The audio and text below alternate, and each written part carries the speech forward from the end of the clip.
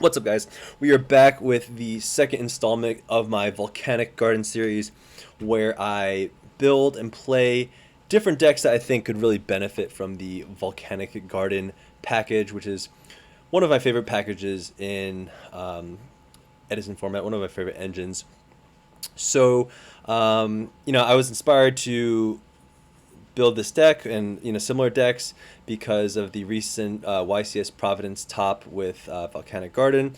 I've liked this engine for a while, but I really liked his list because it reminded me a lot of Goat format, which is my favorite format. And his list is very the deck plays very like low to the ground, very like low variance. A lot of plus ones is pretty straightforward to play, and I just really liked the play style. It's very grindy. It hopes to basically outpace your opponent little by little, gain incremental advantage until you just overwhelm them. And a lot of the cards were like Go format cards, and as I played it, I just felt like so calm. I can't really describe it, but like sometimes when I play Edison, it's just like I can't really fully describe it, but like it's not that I get like anxious, but I just felt so calm and relaxed playing that deck because it's running so many just simple cards like Gravekeeper, Spy, Thunder Dragon, these classic GOAT format cards, and the deck is very straightforward to play, right? You just like activate your cards, basically. Of course, you got to think about when to use your trap cards and stuff like that, but overall, it's a pretty, low variance, consistent, solid deck to play. So I was playing that, and then I was like, wait, I feel like this engine could synergize really well with Relinquished, which is, another GOAT format card. So that's what we have here today. We have my Volcanic Garden Relinquished deck. Um, Basically, I just taking out the spies and the Dekoichis and substituting them for other plus ones in the form of Manju, which is actually the same exact stats as Dekoichi, 1400, 1000, and you can even, set this and flip it face up, so it functionally works similar to Dekoichi, except you're just searching one of these cards instead of drawing. But the thing is with the Dekoichi in this deck, like, the deck isn't running any, heavy hitters, so drawing a card is like, I mean, it's always good to draw cards, but like you're not drawing into anything too crazy. You're just drawing into like another discard trap or volcanic rocket or at best maybe pot of avarice. So it's pretty similar, except you're just searching explicitly for one of the relinquished pieces. And then I'm also running Preparation of Rites because I've always wanted to play this card, and I think this card is sick. This is just a +1 if you have Illusion in the graveyard. Other than that, the deck is pretty self-explanatory. Every Volcanic Rocket deck I'm playing Summoner Monk no matter what. So Summoner Monk to pitch the accelerators and summon more rockets, or summon this Armageddon Knight. This Armageddon Knight can put Plague, Summoner Monk, or this the Jin card into the graveyard. And then other than that, the rest of the deck is pretty straightforward. You got Black Garden, which just pairs really well with these +1 normal summons. And then even if you summon Relinquished, you can just like steal the token. You can even tribute the token to summon Relinquished, and you can pop the Black Garden to summon Summoner Monk out of the graveyard, which is neat. Or you can summon Thunder Dragon, which is kind of cool. So that is pretty much the deck. I've been tinkering back and forth with the ratios, back and forth nonstop, and I have a couple thoughts about what you can tweak if you want to. You can play one Blaze Accelerator. Right now I'm playing two. I was playing one for a while. It's just awkward when you want to activate the Blaze Accelerator to use its effect, and then your other rockets are not +1s anymore, so that's why you play two. You could potentially play two Black Illusion Ritual. One might look a little bit weird, but I really don't want to brick on these because you're already running, 4 bricks. If you bump this up to 2, I could see an argument for playing like a Sonic Bird. And if you bump this up to 2, I think I'd probably want to play 3 of these.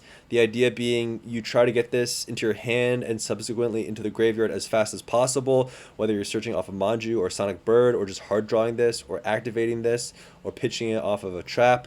And then you activate Preparation of Rites to get your +1.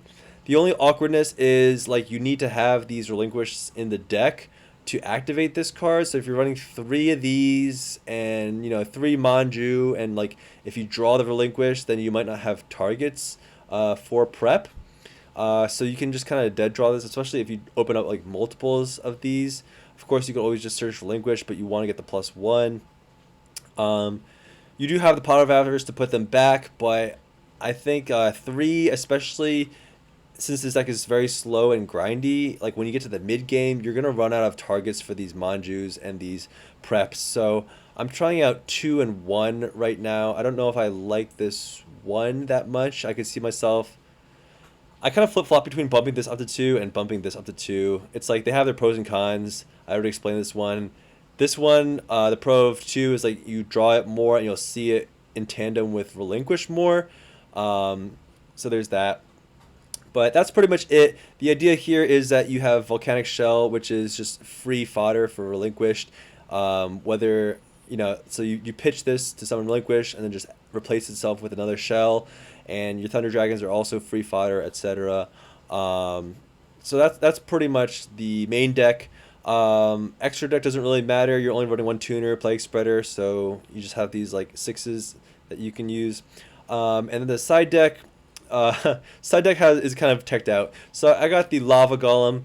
Lava Golem is in here to get rid of problematic cards like Titanial or Stardust, or maybe even like face down cards. Like if you contribute like a Raikou, it's pretty cool. And the interesting thing here is that like with Garden, you contribute the Garden tokens that your opponent has, and then this is gonna get its attack cut in half down to 1500. And then when this gets summoned, I think I'm actually not sure how that works. So if a monster is normal special summon, have his attack, then the controller of that monster. Oh yeah. So if you summon this to your opponent's side of the field, they are the controller of Lava Golem. So I'm pretty sure you'll get the token. So it goes to 1500. You get a token, which is pretty neat, and then you can potentially even tribute that token for relinquished and steal the Lava Golem, and then your relinquish will have 3000 attack because it gains the original attack, which is pretty sick. So that's what Lava Golem's in there for. And you could also like potentially just stall out the game and just keep burning your opponent for 1000 since you have Black Garden. You have the second gen basically to make your relinquish into a one-sided Christia, which could be pretty sick. You have this gen, which basically makes your relinquish immune to trap cards. So if you're playing a very trap heavy deck, especially ones that are playing like Compulse or like Dimensional Prison, you can side this in. I got the double breaker to deal. It's just a good potential +1. It works well with Garden because its attack will get it'll go on Chain Link 1, its attack will get cut in half, and then it'll gain 300 tokens. So it is like an 1100 attack normal summon under Garden, which is pretty big. And then you could just deal with annoying floodgates or what have you. You got the Battle Faders because this deck can be very responsive in the form of Blaze Accelerator or summoning Relinquish. So if you can bait your opponent into committing like 2 cards to the field and then drop Battle Fader and then tribute this Battle Fader for Relinquish and steal their monster, that could be pretty sick. Right now I'm testing a Lightning Vortex in the main and 1 in the side. I think this card is just so freaking good. Like, why not play this? This is actually one thing. I'm pretty sure Vortex is at 2 in Edison format. I'm almost positive. Let me just quickly format. Let me just quickly double check that. I'm almost positive. Yeah, it's not on the limited list. Yeah. So you can play triple Vortex. It's just that not many people do. But I think this is one of the decks that can support multiple Vortex. This is one thing I didn't see in, I think his name is Barcode. I didn't see this in his Volcanic Garden list, and I have no idea why. This is just a no-brainer to me to include at least 1 in the 55, given all the discard fodder. I just really don't get it. MST heavy in the side for when you need the Spell Trap Hate. Second Starlight Road, potentially for Icarus or maybe even Gladiator Beast. You have Transmigration Prophecy instead of DD Crow here. This is pretty cool because putting back your own stuff is actually relevant in this deck. if you know your opponent bases out and you don't have good targets, you can put your shells back. You can put your 2 thunder dragons back after you've added them and discarded them, because then you could pitch the 1 in your hand to get the other 2 back. Trap stun. This is because the deck is very susceptible to deck devastation virus. So that's that. And then compulse. You can reuse your guys and just out problematic monsters. So that is the side deck. That's still a work in progress, but that's what I have it at for now. Jumping into the replays. So this is just a fun match, right? Like my opponent is my friend, and he's just playing a fun deck. He's playing actually Earthbound Immortals, which is what inspired me to make the deck profile on my channel. But this match was actually absolutely insane. Like, this was straight up an anime match. Like, I felt like he felt like the antagonist, but honestly, I'm playing Relinquished, and that's like Pegasus's cards, so in a sense, we were kind of like both the antagonist. But it was just such a sick match. So let's get into it. So we start us off with the Manju, immediately getting the ritual, set the break, feels pretty good. He passes, does nothing. So now I'm going to try to attack. I almost know he definitely has Gores since he passed, but I don't really care about Gores because I have the Relinquished follow play. So he does drop the Gores. I get in the extra damage here. So I go ham right here. I take the Gores, pay for it for free pretty much because I went +1 off of this, and we have the shell to replace itself. And then I add shell, and then main phase 2, I synchro for Brio and pitch shell, add another shell, and basically I deny him having that token, and we still got our 6 cards, so we didn't even go neg to do that, which is crazy. Or we didn't. Oh, sorry, we should have 7, but now we have 7 because we activated the prep. So we have 2 big monsters, and we basically broke even. So this is before I knew he was playing Earthbound Immortals. So I preemptively Raigeki break this Mausoleum just because, like, I don't want him to drop something like, I don't know, like Light and Darkness Dragon or something on me. But if I knew he was playing Earthbound Immortals, I would have waited until he summoned the Earthbound Immortal to pop it, so I could pop his Earthbound Immortal for free, because he has the second Mausoleum right here. And he just summons the Earthbound Immortal. So that sucks for me, because I would have gotten rid of it for free. But he clears my Brio. Let's get rid of this ad. He clears my Brio, and then I try to attack this, but I'm like, oh shoot, this thing makes it so that I can't even conduct my battle phase, which is absolutely bonkers. So I stole the Gores. It's 27, but that's not enough to get over this 29 beater. So I'm kind of on a clock already, because this can keep attacking directly. So I'm trying. What am I trying to do here? I don't even know what I'm trying to do. I think I'm trying to summon this second Relinquished, and I basically just brought back the Plague so I can go +1 off of the shell again. So I add the shell back to my hand, and I try to do this, but he activates this card, which is basically like a themed Dark Bribe, sort of, except I don't draw a card. But if he has an Earthbound Immortal, he can negate a spell or trap, which he negates this. Luckily, you don't pay costs. I'm almost positive you don't pay costs for ritual spells, so if they negate it, I keep the monster. But I do have this Wind Blast to out the Mausoleum, to kill the Earthbound Immortal. But then he has this dude. Oh man, okay, so he pitches a card and adds the Immortal and a field spell back to his hand. Then he just summons the Earthbound Immortal again. So he clears my Plague Spreader. Maybe he should have just attacked me directly, but he didn't want me to have the tuner on the field. But then I top deck this Preparation Rites, which is a crazy top deck, except I don't have any more Relinquished in the deck, which is exactly what I was saying earlier about running out of targets. So that's why you might want to only play 2 of these. I'm unable to do that, and all of a sudden I'm on a 3-turn clock.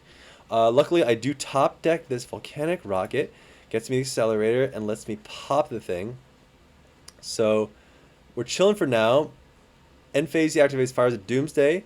I'm still alive. I try to clear both of these tokens, and I feel like I'm chilling. Maybe. Okay, yeah. So I'm playing around Mirror Force right here, but then he brings. Oh shoot! So he brings by the Earthbound Immortal, and I decide to Torrential right here, because basically he'll be left on just this card and top decking, and Yeah, that I thought it would be decent, and I could main phase two summon this Sonic Bird. Actually, no, that would suck because I don't even have any more targets for the Sonic Bird, I think. But he negates the Torrential with a second Solemn Judgment thingy. Um, oh, never mind. I'm playing two Black Illusion Ritual in this version when I was playing Sonic Bird. Okay, so I am down to 100 life points, and then I top deck the out, which is so lucky. So, draw phase, I put back the Maws, killing the Earthbound Mortal, but then he has the third Mausoleum! He has the third Mausoleum, and he goes down to 200 life and attacks me directly for game. So, holy cow, this was like, this was so comically back and forth. It's and then I top decked the Pot of Avarice, which actually would have been pretty relevant because I could put back um, the thousand the what's it called, the Relinquished, and make my preparation live. So post side, I have like first of all, my deck should already hard counter his deck. I'm running triple field spells, which will just destroy his field spells for free. And then I have these breakers on the side, and I have all these discard traps, so theoretically I should hard counter his deck. I also have the Relinquish to steal his big guys, so we should be in a pretty good spot. Summon Breaker, pop the back row. It is chainable, unfortunate. I did this because I have two breakers, so I just want to get some value out of them. This time, I learned my lesson. I wait for him to drop the Earthbound Immortal, then I bounce it back, make him go neg off of that. Get my Volcanic Shell, summon the shell, clear the token, attack for 16, hoping he doesn't have Gores, and he doesn't have Gores. Activates Maws again, summons another Earthbound Immortal, hits me for 3k damage. Heavy Storm, which is such a blowout. I get rid of 3 cards for 1 card, which is insane. And now we should just be winning at this point. So, getting pretty low. And that is game 2. Not much you can do. He bricks on those spell cards. Okay, so going into game 3. I also cited in Battle Faders because all of the Earthbound Mortals can attack directly. I Regeki Break, get rid of the Accelerator so I can just get it back and make this into a +1. This card's pretty sick. It's like a one-sided, it's like a Harpy's Feather Duster, themed Harpy's Feather Duster. So now I'm just going to clear these tokens. I'm in a pretty commanding spot already. I don't want to play into Mirror Force though, so I'll just attack with this. I could activate Black Garden. I'm not really sure why I don't. Oh no, I don't because I don't want him to get rid of it with his field spell. That would be unfortunate. So I'm doing pretty well right here. Going pretty close. Now I activate the Garden. I activate the Garden because if he drew into Gores, then the Garden will cut its attack in half as well as the token, and it will give me 2 tokens. But he has the Battle Fader.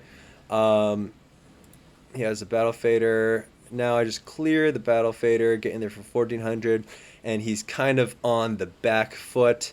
And now I'm just going to beat him down. I have this Black Garden to protect me somewhat. This is a pretty neat card. This archetype has a lot of really cool cards. So he can negate an attack if he's 3,000 life points less, summon 2 tokens, and add an Earthbound Immortal from the deck to the hand. So this is kind of like a... I mean, it's technically a +2 if you count the tokens, right? So that's pretty sick. I do get the Black Garden token, though. So, I'm still able to clear these tokens because I got the Black Garden token to attack them. He fires the Doomsdays in the end phase.